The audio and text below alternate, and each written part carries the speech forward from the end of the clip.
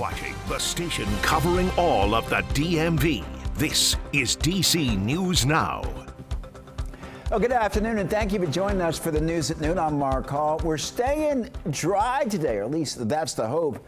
Meteorologist Brittany Ward joins us now with the latest check on the forecast. Brittany, it's pretty nice out right now. Will it continue? You know, Mark, we are going to be seeing a few pop-up showers this afternoon. The good news is not everyone's going to be seeing them, and it's not going to be a complete washout. So any Friday plans, still go out there, still do them. Let's take a look at radar right now, showing you what's going on. Notice Washington, D.C., and most of the area seeing mostly dry conditions, but as you head further off to the west, out towards our mountain counties, that's when you're starting to see a few of those storms begin to pop out. So if you are heading out, especially out towards Madison, be mindful of that. It looks like some heavier downpours being seen out towards the Fletcher area, right along I-81.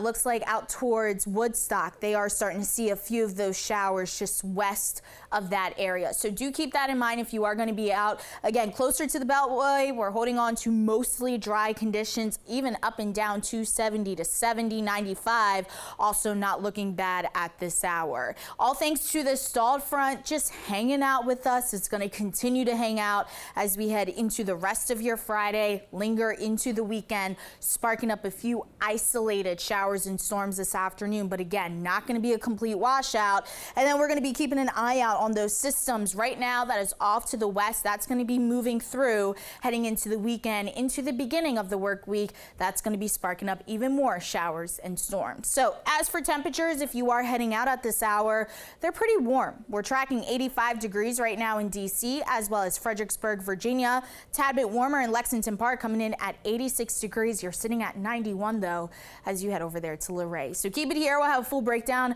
of your weekend forecast, marking what to expect coming up. All right, Brittany, thank you. A strong show of support in Central Texas as people honor the more than 120 people killed during the flooding on the 4th of July. Dozens of children also dead. First responders still trying to determine who among the 170 are still missing when the Guadalupe River overtook several communities there. Governor Greg Abbott saying that crews will search for every last person. Rescue efforts are complicated due to the heat and overwhelming debris, including homes, cars, and trees. President Trump and the First Lady are expected to visit the region today.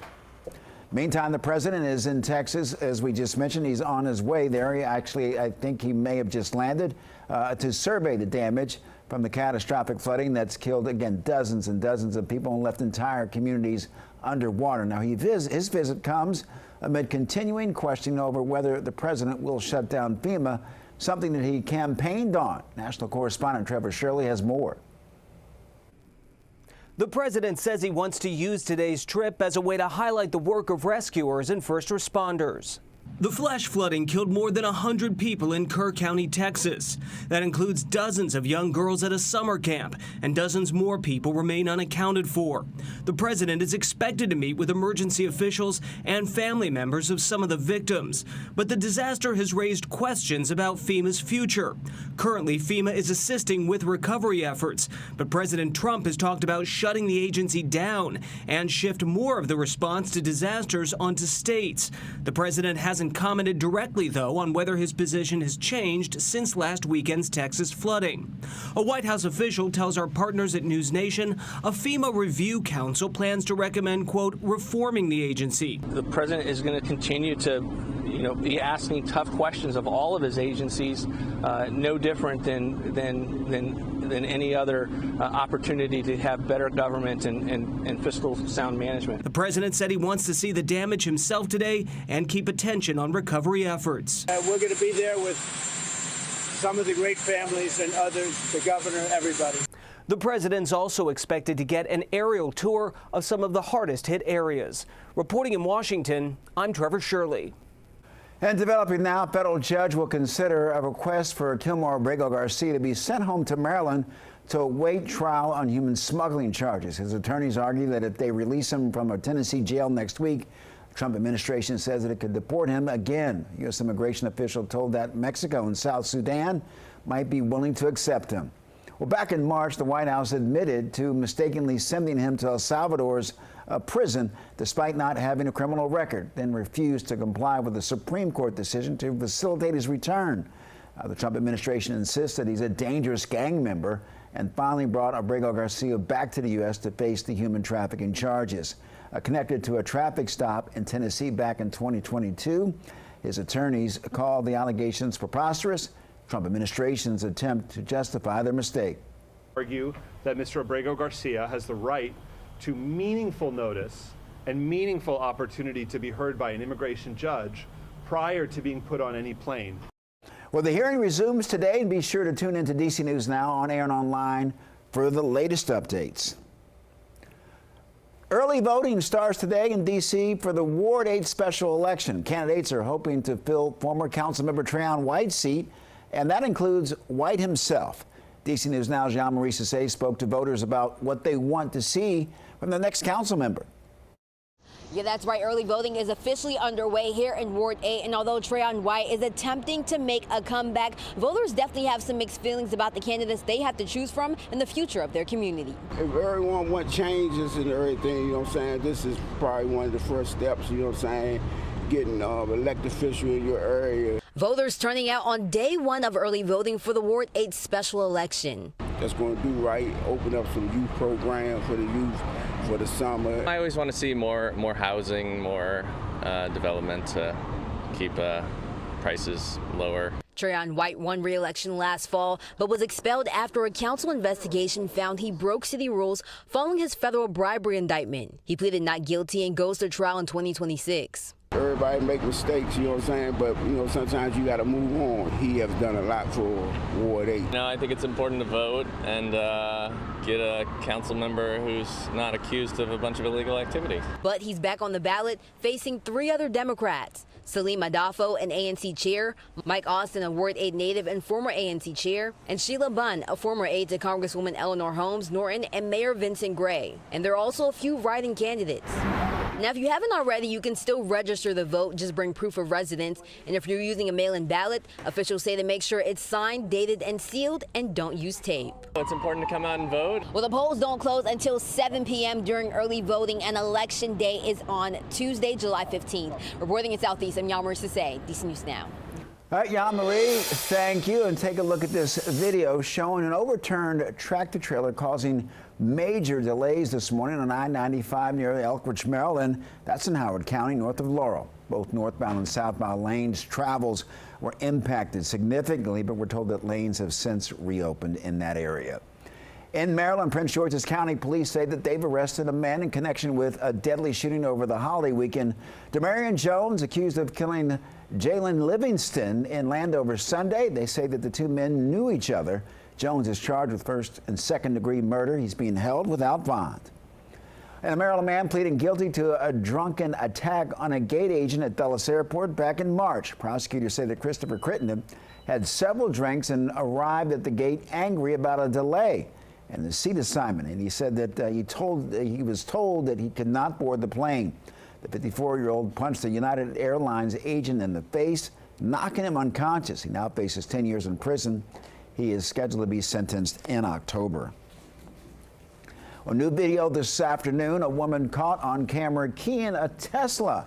Montgomery County police say that it happened at Walter Johnson High School on Bethesda Tuesday. If you have any information, police would like to hear from you. Also, big changes for emergency services in Northern Virginia. Arlington County is investigating $5 million to upgrade and relocate the Operations Center. The Emergency Operations Center and Public Safety Communications team and a new Situational Awareness Unit will all move into the Bozeman Government Center this fall. And ARLnow.com is reporting the 6th floor will get new tech, radio equipment, and a generator. Officials say that the move will improve coordination during emergencies, also offers space for collaboration and training. Construction expected to take about a year.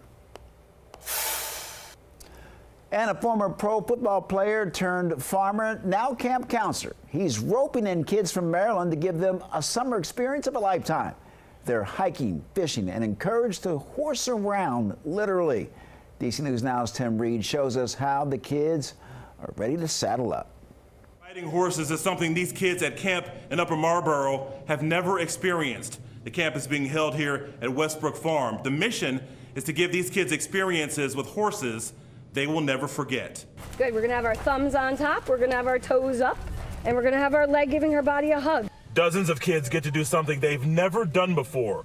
They get to go horseback riding every day in summer camp at the Westbrook Farm. I really like this camp. At first, I thought it was like going to be really boring, but now I actually experienced it, and it seems really good. 9-year-old Andrew Bennett and his friends are having the time of their lives.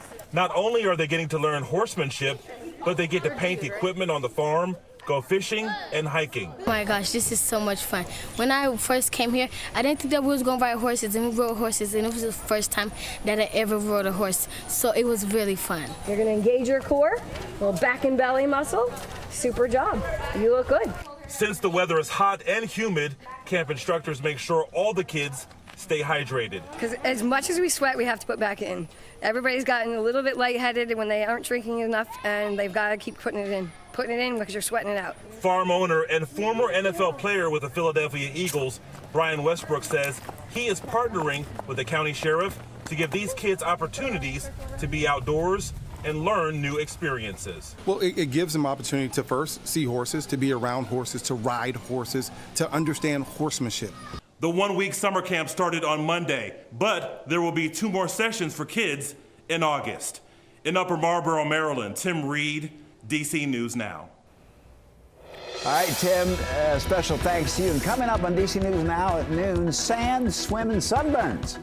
Local pediatrician with tips on the best sunscreen options for your kids when you head out to the beach or for the pool for some fun in the sun. But first, here is Brittany Ward, meteorologist. It's okay, Mark. Overall, listen, we made it to Friday, right? We finally made it to Friday, and it's not going to be a bad day at all. We do have a slight chance, though, of seeing a few storms. So keep it here. We'll have a full breakdown of your Friday forecast and what to expect heading into the weekend coming up. All right, thank you, Brittany. You're watching DC News Now at noon. Stick around. We'll be right back with more.